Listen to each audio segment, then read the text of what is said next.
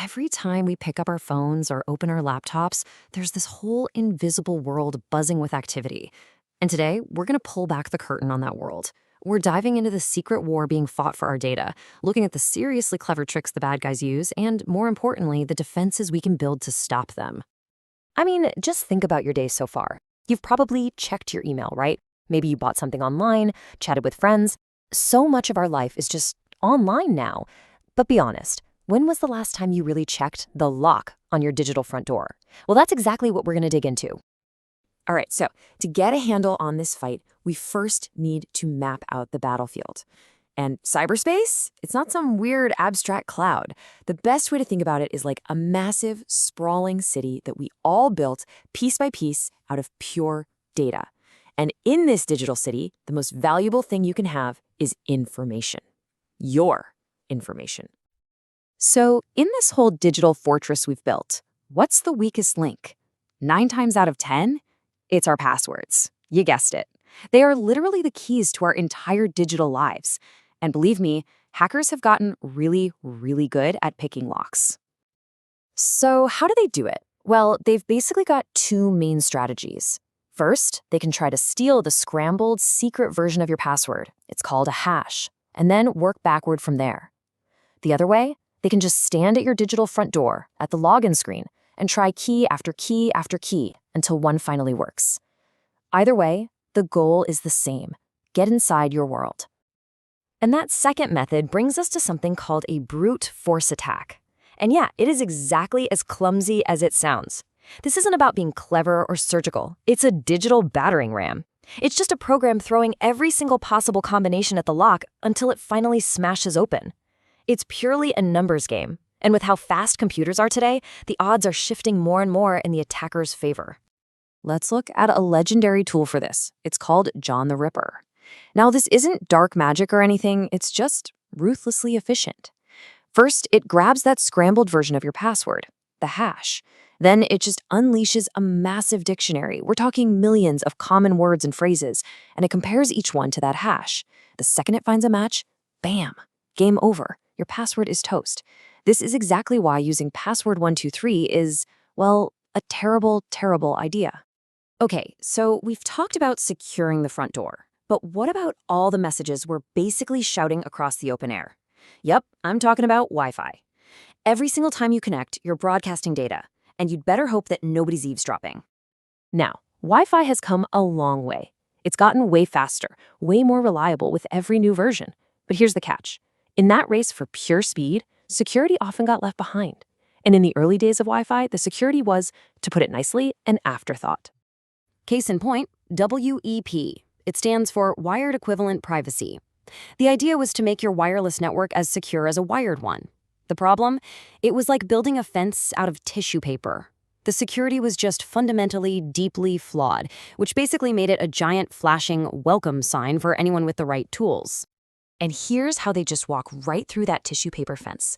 Using a set of tools called AirCrackNG, an attacker can basically turn their computer into a super-powered listening device.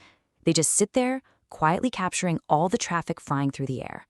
Once they have a few thousand of these little digital messages, they run a single command and crack the password. We're not talking days or hours. We're talking minutes. That's how broken WEP really was.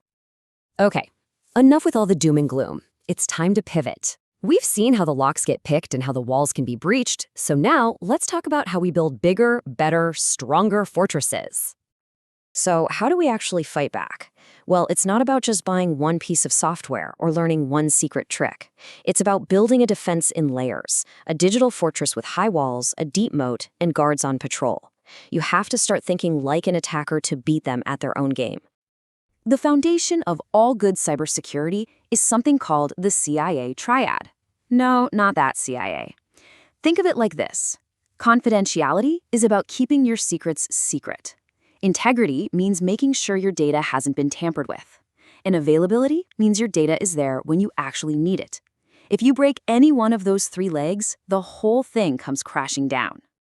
And the master tool we use to achieve all of this is cryptography. It's this amazing blend of ancient art and modern mathematics. It's how we take our normal readable data and with a bit of mathematical wizardry, scramble it into a secret code. And the only way to unscramble it is with a very special secret key. Now, there are two main flavors of this. Symmetric encryption is like having a diary with one key. That same key both locks it and unlocks it. Super fast, but you've got to find a safe way to share that key. Asymmetric encryption, on the other hand, is really cool. It uses two keys. A public key that you can give to anyone, that's the key for locking the message, but only you, with your private key, can unlock it. This two-key system is the foundation for so much of the secure web we use every day. All right, so technology gives us the tools for defense, but society has another layer of protection, the rule of law. Let's take a look at the legal side of things, the rules that are designed to bring real-world consequences to those who cause trouble in the digital world. So, while firewalls and encryption are our digital shields, you could say that laws are our societal sword. In India, the big one is the Information Technology Act of 2000. It lays out the whole legal framework for everything from online shopping to cybercrime, setting the rules of the road and, just as importantly, the penalties for breaking them. And trust me, these laws have some serious teeth. Simple hacking could land you 3 years in prison.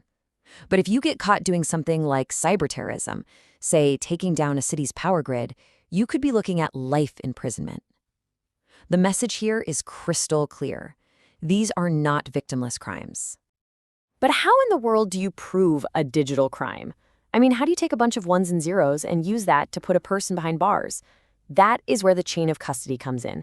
It is the critical, unbroken, and documented trail of that digital evidence, from the moment it's collected to the moment it shows up in court. Think of it like a detective carefully bagging and tagging evidence at a crime scene, but for the digital world. And that all brings us to one final big question. We've looked at the attacker's tools, the defender's strategies, and the laws of the land. But in a world that is so completely built on lines of code, who is ultimately responsible for keeping us safe? Is it the government? Is it the companies that make the tech? Or, in the end, does that responsibility fall on each and every one of us? It's definitely something to think about. Thanks for joining me on this one.